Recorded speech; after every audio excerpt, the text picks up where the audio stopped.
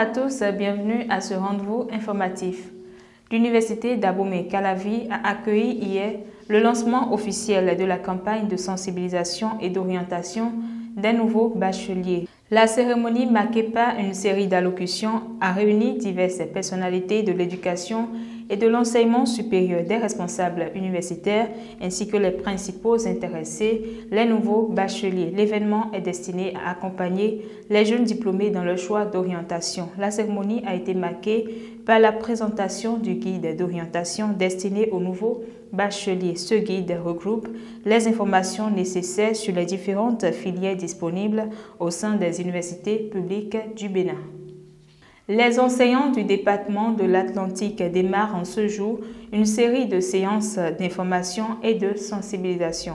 Cette initiative va s'étendre jusqu'au 28 août prochain et consiste à renforcer l'intégrité et le professionnalisme des acteurs de l'éducation.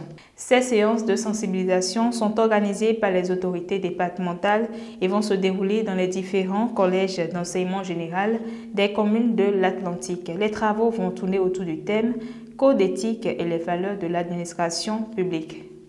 La ville de Cotonou accueille depuis hier le forum sur la lutte contre le terrorisme au Sahel, organisé par l'Union africaine avec l'accompagnement du gouvernement béninois. Ce forum a réuni de nombreux acteurs de la paix. Il s'agit des représentants étatiques, des organisations de la société civile et des leaders religieux.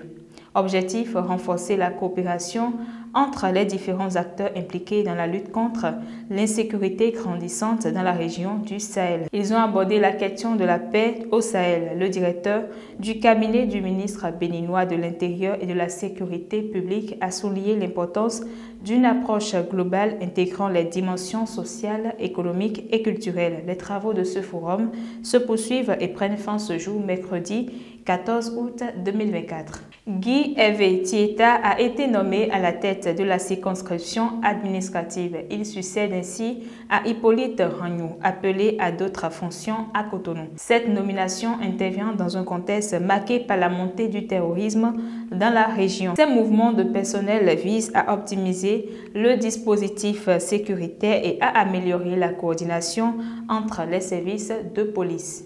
Fin de ce Flash Info. Merci de l'avoir suivi. À demain pour plus d'actualités.